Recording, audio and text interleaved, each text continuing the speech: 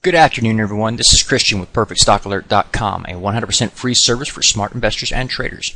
All we ask in return, please refer a friend. Today is Friday. It's August the 17th, 2012. It's been a while since I've done a video. Got a lot of comments regarding the lack of videos on the website at PerfectStockAlert.com.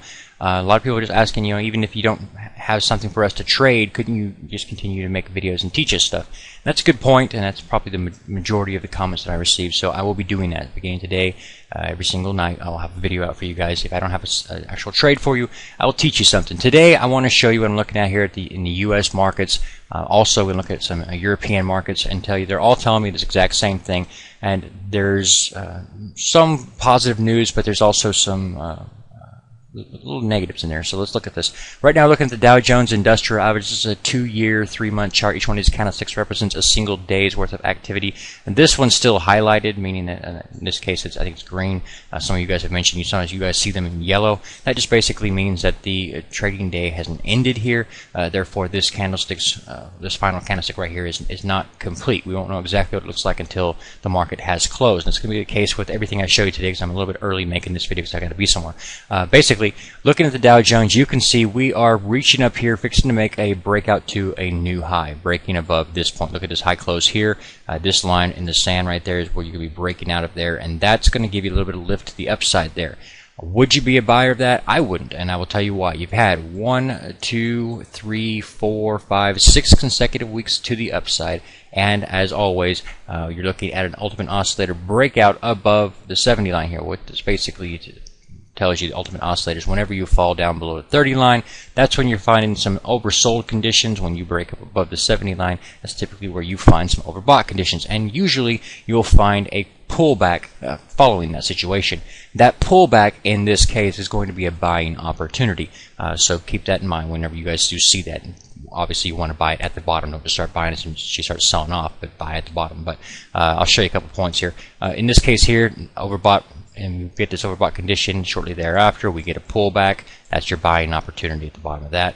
And same thing happens over here, here, and see here, and a little bit here, and now we're up here again. So all these were signaling you're going to get a pullback, and you got them.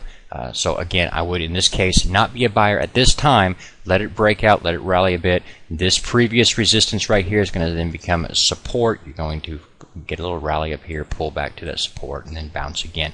So this would be where you'd be doing your buying and pullback. So having this argument here, you can look at it and say, well, I still think we get a rally to the upside, so I'm going to buy at this point. If you're doing that, and I know some of you will be, just keep a really tight stop on it. I use the low of this week as your stop loss limit, and then if she continues to run and you make a little money on the upside, it's fine. Be looking also for that pullback because it's not arguable. You are running into the overbought condition right here. Taking a moment now to review the NASDAQ, same overall chart configuration. We're looking at a 2-year, 3-month chart. Each one of these candlesticks represents a single week of activity, and they have not actually updated for the end of the week here because the day is not over. We are not as close to a breakout here as we are on the Dow Jones Industrial Average. You can see our high close was up here, so we've got a little bit more room to travel there. Again, same conditions, overbought signals before a pullback. Overbought signals, you're going to get another pullback. You can still get overbought and then rally for a bit, but what I'm saying is this is not a sustainable situation. So you get the pullback, which erases it, and that's where you want to do your real buy in there. So this is what I'm looking at again. And here's what I'm want to bring to everybody's attention. Whenever you're looking at a situation, even if you're on the bearish side, and I tend to stay that way in this current market condition, I tend to stay more cautious. But even if you were extremely bearish and you get a breakout of the new high and you start to pull back, it's not going to be a peak because you'll have then a new all-time high. Therefore, you would have to still test it. So even buyers who think that this is going to be the total peak here would still buy here knowing that you have to test it. So again, don't tell the market what it's going to do, trade what it is doing. Right now you're looking at a bullish pattern here, so the next pullback will in fact be a buying opportunity. Of course, assuming we do get this breakout. If we don't get it, then you have something else developing here. But anyway, right now the thing I want you to do is be watching for the breakout. When the breakout happens, let it run. It doesn't really matter. It will pull back for you. You can get in at that point and then trade to the upside again. Let me clean that chart up a bit. Okay, now why am I saying that you have to test the previous high? Why do I always say that? Because there's no way to make a downtrend without failing a previous test of a previous high. You have to have a series of, if you're in a downtrend, you'll have a situation like this. Fail, break, right? So then you'll have a series of lower highs, lower lows, and then you'd be in a downtrend. Right now, you don't have that scenario, so you're going to keep trading with that trend, keep working with that move to the upside. The next pullback, use it as a buying opportunity. The Russell 2000 Small Cap Index is probably the weakest U.S. chart that we have to look at and use, weakest index here, and that's important to note for the future references we're making. But again, same scenario here, running up above the overbought condition of the 70 line, the ultimate oscillator. That's not where you want to be doing your buying. Those of you who are playing the breakout, I understand what you're doing. You're just playing a momentum move to the upside. But again, I would be looking for that signal to be telling you there's going to be a pullback. And that is what I would be looking for. Look for the pullback. That pullback will give you a better buying opportunity. So right now, I'd let the market run, but let it run without me. In this case here, I'm going to be watching a lot of the highs, especially over here. We had this move to the high point here, pulls back down, makes a new high, makes a lower low, and fails here, making basically a head and shoulders formation. We told you about this one was forming, and then you got this major sell-off, which pulled back down to previous support, and you bounced off of that, and we talked about that way back when. Now we're coming up here again, but this is major resistance area, so I want to see what happens at this point. Just because you come up here and break out above this doesn't mean anything. Break above this doesn't mean anything. Above this doesn't mean anything. This is the problem. So that right there, it's again another reason not to be a buyer chasing this guy higher when she's overbought and she has major resistance here at the previous highs. So in this case here, I definitely wouldn't be chasing it. Looking now at the S&P 500 Large Cap Index, this one much stronger than the Russell we just looked at here, but again, I wouldn't chase this because that's just not how I play the game. She's above the 70 line, be looking for a pullback. And that's what I'm going to do almost every single time, unless there's some extenuating circumstances. Again, here, for those of you guys who are being a buyer and ignoring the fact that you've had 6 consecutive weeks to the upside and that you're overbought and you're just trying to make a little bit of money on the upside in the momentum run, I would understand you guys doing that because you've already broken through your major resistance. Like we were showing you a moment ago with the Russell, you had that head and shoulders formation like you had here as well. But in this case, we've come up here and broken above that, so that's no longer a major issue here. We've already closed, or well, actually this week hasn't finished yet. We have about 5 more minutes before this week is over. But right now we're looking at a higher close than we had over here. Let me clean this up so you can see it. So what I'm saying is you've already had your breakout. So seeing this continue to push the upside a little bit, that would make sense. I would expect that. But I would also expect a pullback to follow, and that will give me a good buying opportunity. Remember, no market goes straight up. So if you've got 6 consecutive weeks to the upside, even if you had 8, you're still going to get a pullback. And the pullback typically pulls back a good 50% of the, or retraces 50% of the advance. Therefore, what are you going to get? Not a lot when it's left. You know, if you sit there holding it. So if you are going to be a buyer of this market, you want to keep a tight stop. I'm going to continue to wait on the sidelines to just see what develops. Again, right now with higher highs forming as far as the close go, I'm already expecting that we are going to see a test of that high even after the pullback, and so I would be a buyer of it. Okay. Now, for those of you who are looking at the market and seeing a lot more strength that I'm seeing, I'll tell you where I would go. If you really want to be a buyer, don't be a buyer in the U.S. at this moment, because the whole argument behind the rally of the U.S. is that there's going to solve the European issue, and it's not going to drag us all down. So if you believe that, then go look for a situation where you're not already getting new highs. In other words, like I've already shown you on some of the other charts, including the S&P 500, you're breaking out some new highs. This is the TSX Canada's, or Toronto Stock Exchange. When you're looking at this, you can see that we are nowhere near previous old highs, so we're not making new highs, and we're actually just potentially turning around here and moving to the upside. That's where I'd be looking. If you're going to be a buyer and looking for a big move to the upside or something of that nature in the U.S. even, then you would expect that to just pull a lot of the other countries up with it as well. So be looking to trade where there's more room to the upside. If that's your strategy, if you're a bull out there, there's a lot of opportunities in Europe as well as in Canada. So that's where I would be more confident on that. Again, I'd keep the tight stop and so forth and so on, but I would be looking for those situations to develop. Here we are seeing, again, the ultimate oscillator up above the 70 line. And this is interesting in this scenario because you find it over here. You got a nice pullback here. As she pulls back down, it makes a lower low. Right now, we're still seeing basically a downtrend. You've got this move here, lower, higher, lower. So you're not sitting in a situation that you were looking at the U.S. market. You're seeing a clearly defined up move. You're here, you're not seeing that. But if it was going to develop, hang on a minute. All right, sorry about that. Right now, what I'd be doing is watching this market, and then when the pullback does finally come, I want to see, do we get a series of higher lows? Maybe you pull up to this point here, pull back, and then get a series of higher lows, and from this low point here and this low point here, you'll be looking for a test of previous high, which would be a breakout, reverse to the upside, test the previous high here. A lot more upside potential than trying to use the U.S. markets. Just what I'm looking at right now. Again, I'm really not concrete on all of this as far as exactly what I'm going to do just because I get a pullback. I mean, a lot of things could happen between now and then. So, but right now, what I'm looking at the chart, this is what I'm looking at. This is more likely of me to be a buyer of these markets rather than a seller at this time. But again, we'll have to wait and see what happens. But right now, that's the strategy I'm using.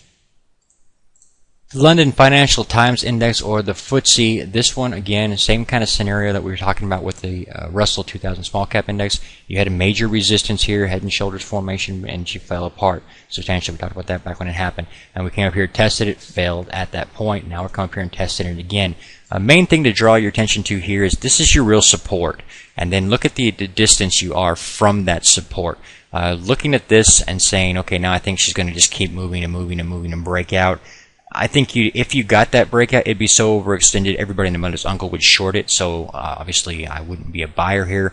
And if that did happen, then I would, of course, find a short opportunity. Again, I'm not looking for that to happen. I expect we'll probably get a pullback before that breakout happens. You are, again, overbought on the ultimate oscillator run up there above the 70 line. Remember, every time you've seen that in the past, it preceded a major smack to the downside. So again, I would be just watching for that pullback. However, in this case, as well as all other cases, if the continued dreamland that we're in, where people believe that, okay, Europe's problems aren't that big, we're going to solve them, if that logic continues, then we're going to see the pullback as a buying opportunity. If that doesn't happen, if in fact news comes out that, oh, wait a minute, they've been lying to us the whole time, the truth or something like that came out, then we would actually see something fall apart. So right now, I'm looking at this being the market is moving to the upside. I want to use a pullback as a buying opportunity for that, but knowing that this could change if the news out of Europe were to change, okay?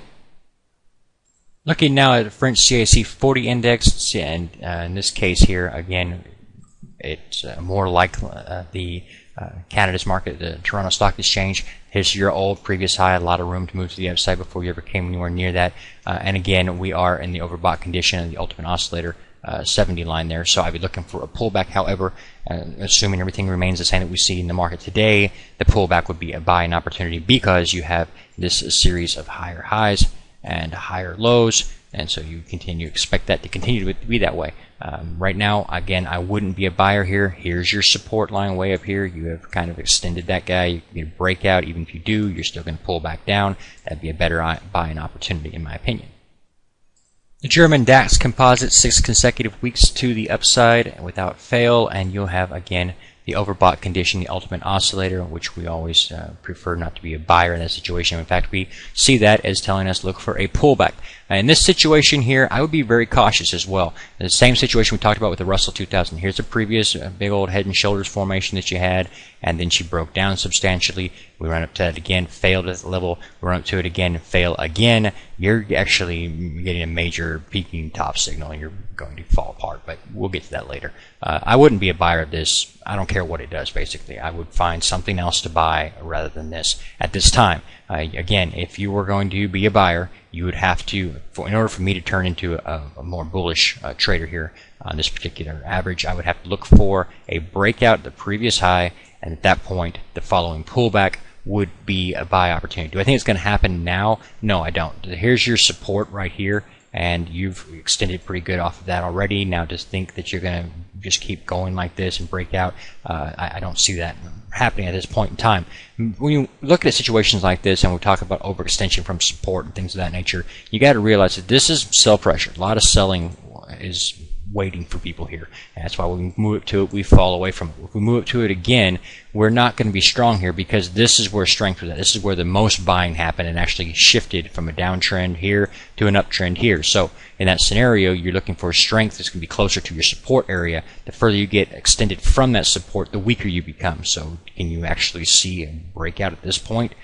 From this support without forming another support? No, I don't really see that. I actually think you'll come up here, you may break out this little one, support here, maybe pull back here, or move sideways for a while and build support and then break out or something of that nature. But I don't see it happening right now. If you guys have not been to the free website at perfectstockalert.com, it's right there. It's 100% free. We're going to be adding a lot more material here as well. We've also got the Chart School. It's full of videos that teach you all kinds of different technical analysis tricks and tips on anything that I discussed in today's video that you didn't understand. You can go there and learn about it. Also, the Trade School, it has actual taking the different techniques and applying them in different methods to show you different methods that I use for trading.